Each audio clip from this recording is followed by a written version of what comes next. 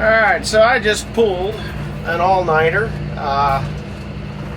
It rained a little bit when I got here at like 9 o'clock, settled the dust a bit, and then again at like 10:30 we had another shower come through. And that settled the dust pretty much completely. And then I planted it all night till about, well, the rest of the night until about 12:30 this morning. And then it started to rain pretty good. So when it started to rain pretty good, I was like, you know what?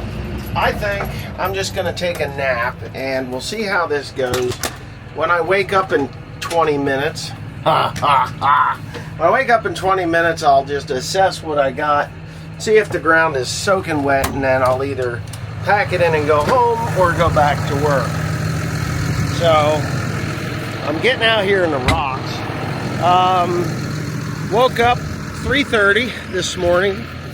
Not quite 3:30, it was like 3:26 or something like that.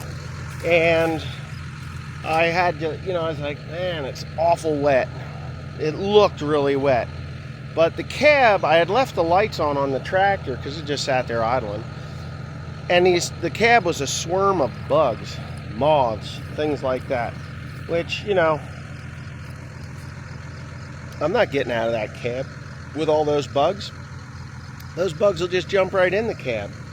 So I decided, what's it gonna hurt? I'll take the pass down. I was at the top of the field, and I'd have to go that way anyway. So I'll just take that pass down, and I'll see if anything sticks to the gauge wheels. Well, nothing stuck to the gauge wheels. Nothing stuck to the tractor wheels. So I was like, all right, it's go time. So now that it's go time, I finished. So from 3:30 this morning when I woke up, so it was like 12:30 to 3:30. So what is that? 12:30, 1:30, 2:30, 3:30. It was about 3 hours of sleep. I've been working since 3:30, and it is now, I don't even know what time it is now. It's got to be about 9 o'clock. Yeah, it's got to be about 9 o'clock. But anyway, I figured I'd come out here to the rocks where I ran over with the VT, and that's going to be somewheres in this video or video series. I'm not even sure. I got so much footage and stuff. But anyway, this is like the worst part of the rocks. I'm going to show you. Of course, you're not going to see the rocks that I'm stepping on unless I really get down here. See, it's all gravelly, and then you get those types of rocks. And this is a lime sandstone. It's not like that really dense limestone that you get from, say, the quarry, but it is like a sandy limestone. So the row sweeps have done their thing. I don't know if you can see, but like this rock was in the way. It got swept out of the way. A little bit of that's worm casting. But what I don't see is seed laying on top of the ground. Last year when I did this area, there was way too much seed laying on top of the ground. Now, I was a little worried that the corn planter was broken in the middle of the night as I was going, or in the middle of the morning. But I don't see any seed laying on top of the ground, and so that just means that the seed got into the ground. Here's one of the rocks that could be moved out of the way with the row sweeps. Here's another one. It just moves the rocks. So you can see the path of rocks and the row. Right here's the center of the row, right here. So there it is. So it worked. Now, a lot of guys are saying, oh, you just need to get a rock picker. Here's the problem with a rock picker on this property. This is really good ground. The really big problem with this really good ground is the rocks. And to be quite honest with you, there's a really good farmer in the area, two really good farmers in the area that pay dividends for really good ground. Now, both of those farmers, one of them still farms one of these farms up here. He knows what the rocks are. He's that way. And he still farms it. Not as rocky as this, but still a curse. The other farmer, who has been, I watched him on TV not that long ago. I'm not going to mention his name, but really good farmer, really good you know, when you're in really good ground, you can be considered a really good farmer. But if, you know, and he is, don't get me wrong, he is a really good farmer because he farms in really good ground. You get in that marginal shit that I'm farming in, that'll separate the men from the boys and the women from the children. I'll tell you right now. I'm not saying I'm the best farmer in the world, but I have been able to pull off some pretty decent yields on some pretty shitty ground, and I mean shitty ground. It's acid. But whatever, we're not even gonna go there. So anyways, the one really good farmer that's really, really good, does a lot of ground in the area, he farmed this. He farmed it on a subcontract off of another farmer, and when it came up to bid, he didn't bid on it because it is so difficult with the rocks. So there is 8 fields here, I think. Yeah, let's see. 1, 2, 3, 4, 5, 6, 7, 8. 8 fields that you can put row crops on, and 2 fields that are in permanent hay. Permanent hay. Like here's one right there. Oh wait. And then if you can look through the bushes right there, you can see in the background there's another one. It's warm season grass. It's pretty much mulch hay. I have to get up here and spray it with Banville or Clarity, probably just Clarity. I'll spray it with Clarity and kill off the mugwort, Clarity and 2,4-D. Kill off the mugwort out of it, and then I'll have a decent hay crop there. Because the guy that farmed it after I farmed this ground before, I had hay on this ground, and the rocks weren't that bad. They were mashed down, but they ain't mashed down no more. So, but anyways, with that being said, it's I'm done. I've got the corn in the ground, and now my next task is to get the sprayer going on this. And whoa, look at this guy. Here's something you don't see every day, but I'm gonna give you all a treat. Let me see if I can get myself bit. You'll love this.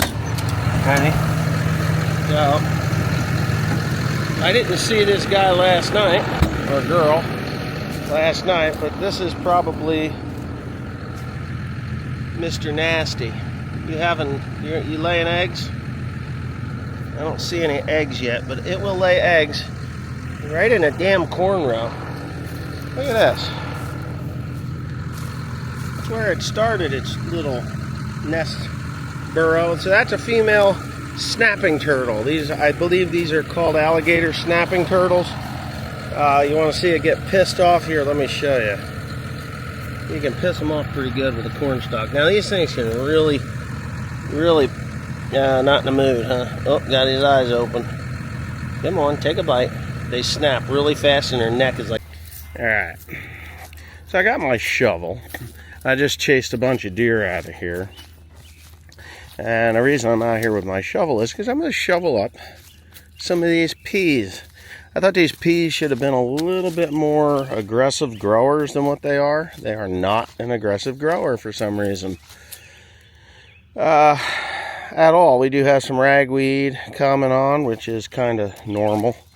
The problem with ragweed in this area is that ragweed could be glyphosate resistant or tolerant at this point in time. But I'm going to dig up one of these peas. So let's choose this one. All right, this one right here, right there. So I'm going to dig kind of away from it a bit.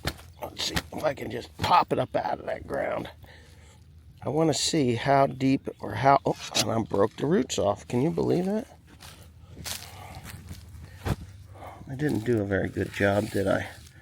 So the whole point in these peas is to break up this heavily compacted soil. Why is it heavily compacted? Well, we wouldn't dare talk about the former farmer because they'd freak out. But anyway, here's the pea. And here's the root system to them peas. See how deep they go already? We've already got roots that are 7, 8 inches deep or more. Yeah, this is all pea root. What I should do Just pull these peas up out of here. Oh yeah, and I even broke it off. It was deeper than that. So this is the point. This is what I'm looking for. You can see where I snapped it off. There's more depth to this than that. But these peas, their whole design is to actually grow deep. They were probably as deep as they are tall, because that pea was in the ground to about there. So they're actually as deep as they are tall. And why is that important? Here's more pea root. It's kind of important because these are what is happening is this is creating root channels, right? So I'm gonna have to put corn in here again, okay? And the reason I gotta put corn in here again is because of deer. The deer are on this farm awful, just damned awful. I didn't see any worms there, so maybe that's an issue that we have. This is wetter fields. This had been beaned to death, if you ask me, and it's fine. You know, I'm not going to knock other people's farming practices. If it works for them, it works for them. But it's not what I like to do. I have a farm that I have to put soybeans on every year for the last 3 years. They're in beans right now. I am not going to put soybeans on it this coming year because this fall I'm going to actually change the crop over a bit. I'll change it up a bit. I wish I had put more peas in thicker. I should have put them in thicker. But you know what? Sometimes you don't get to do what you want to do. You just got to do what you got to do. I think if I do it again, which I don't know that I'm going to do it again because I'm going to look for like a winter bean or a winter pea and plant those. I don't know. We'll find out. But these things definitely don't like wet feet. I know that for a fact. Really don't like wet feet. And they've gotten wet feet. And this ground is too wet to do anything with. I cannot plant this. It is too wet. Even though this is some of the more forgiving soil. Watch this. Yeah. If you can press this into a ball, that is just compaction USA right there. There's some root system in there that's holding it together, which is good. So I think I got a little distracted on my monologue here. So these peas, what these peas are doing is they are creating root channels through the hard pan or the compacted part of the soil, which I'm going to dig this one up. I'm going to do a little better job with this one, right? Oh, this is cleaner soil. It's not a, what would I say? It's not full of stones like the last. So I'm going to pull a big ass plug out of here. Now, why are root channels important when you have hard pan soil? Hard pan in the soil, I'm going to tell you, because if I'm to put my corn planter in the ground here, right? If I'm to put my corn planter in the ground, there's some worms. And, oh wow, look at that pea. Okay. So there's a couple of things going on here that you may or may not see or understand. So the root channels, as they go down through the soil, that then allows the corn roots to follow those decaying roots when they find them, right? So this is really a cool pea. I'm going to tell you why. A, it's got worms in it. See the worms? That's cool. But not only that, it is fairly compacted. If you look at this pea, see all those nodules, those bumps on those roots? Those are producing nitrogen for this plant. Now these roots don't go down very deep. I thought they'd be much deeper. They're not. There's some kind of a worm or grub there. I don't like him. But if you look at them, I thought they were some kind of an insect. They're not. Those are nitrogen affixing nodules. And they are working too. See how they're, I don't know if you can see that on my thumb or not. Can we see that on my thumb? Let's see. Let's see if I can get that to focus. Anyway, it's not going to focus. It's rust color in there. Maybe you can see it on my pointer finger there. Anyways, those get rust color in there. If they're green inside, they're not working. This is actually putting nitrogen, affixing nitrogen from our atmosphere into the ground naturally. So I'm not going to, but I could, in theory, if I had a whole lot more peas in here. I'm actually rather pleased with that. Look at all those nitrogen nodules. All those nodules on there. Beautiful. I don't know what it's going to look like in here fully, but that's going to put nitrogen in the ground, and that nitrogen then it's offset then. I have this offset nitrogen credit, you know. So if I decide I'm only going to put 170 units of nitrogen on here, which is pretty much all I'm going to put on, 170. I don't think I'm going to go to 200 units. I'm not sure yet, but if I have to go to 200 and 220 units of nitrogen, I don't think this ground is going to support it, to be honest with you. We did okay last year with nitrogen at 170 units, and I just don't feel that, you know, what I made money on this farm at 170 units. So if I can get maybe 10 or 20 units of credit out of these peas, which I don't think, I'm not going to bank on them doing that much, but just because that's one plant out of the two that I dug. Here, I'm going to pop another one up out of the ground. I'm not going to be so nice about it. Well, I'm just going to pop it up, but here it is. See what this one, well, there's two of them here. The nice thing is there's worms in here. All right, look at that. Oh, what am I doing? I'm looking at my face. All right, these are young worms. Young worms. Two of them right there. That's just in a plug that I pulled up on this pea plant. Oh, there's another one. They're all over the place in here. These are all young worms, which is good. All right, so here we go. We're prepping for corn on this. Doesn't look like we're doing much, right? That's exactly the point. You don't want to do it. See that flash in there? It's a bent disc. What happens when you hit a chunker? Yeah, limestone. So anyway, doesn't look like it's doing much, right? Most farmers want to see bare dirt. I don't want to see bare dirt at all. She would want to see bare dirt, 100%. If she could see bare dirt, that'd make her happier than pigs and shit. So this was wheat last summer, and then it was soybeans last fall. And we've had an extraordinarily large amount of rain on it. I'm making this with my phone, so I don't ever do telephone videos. There's rocks here, obviously. Basically, she's cutting at a 2 or 3 degree angle. I think she's at 3. I set it to 3. What you want to do is just basically cut in.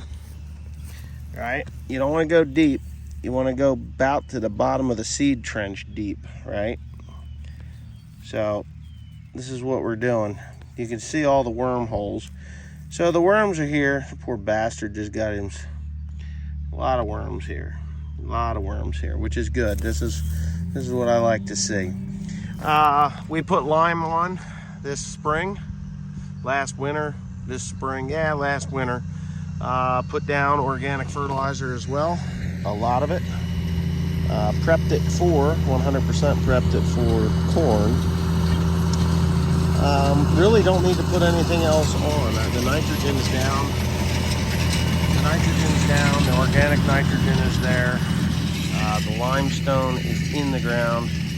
I don't like making my worms dizzy like that, but what I'm trying to do is just break it up a little bit just a little bit, so that the corn planter sets that seed down in a nice soft seed bed without really tearing up and burying any of the residue.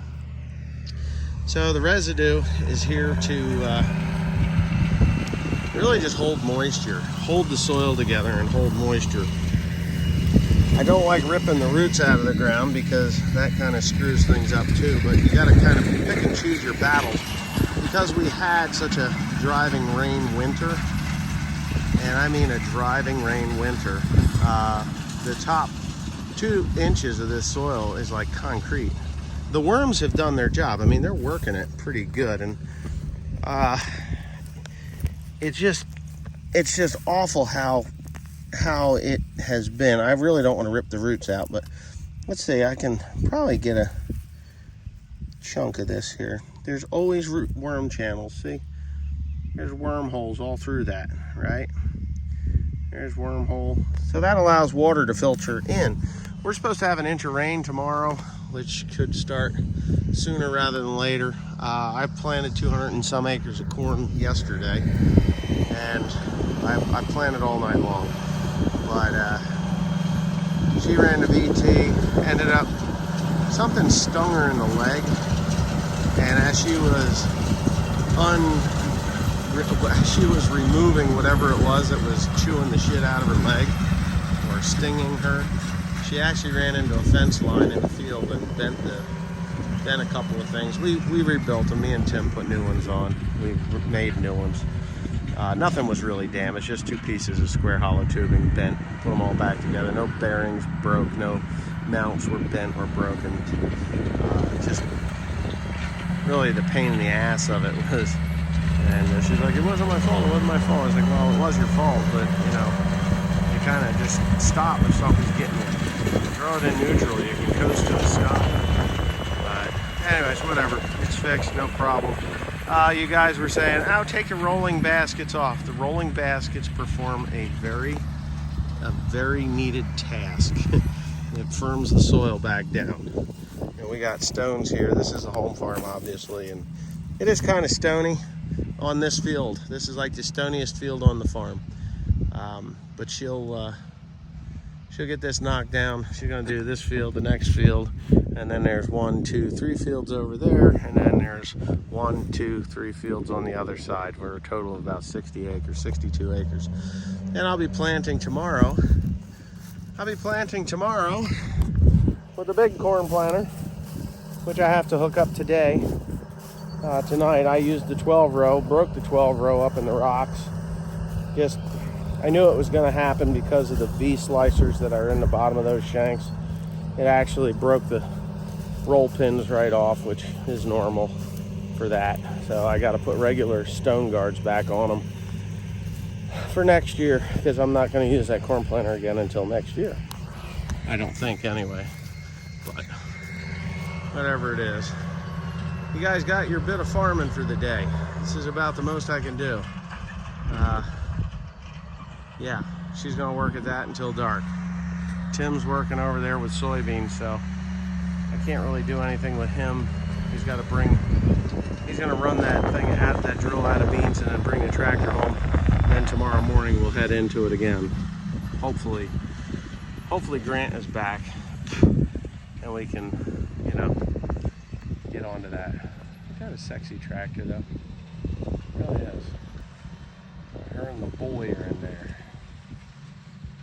She's probably going faster than I was. She likes speed.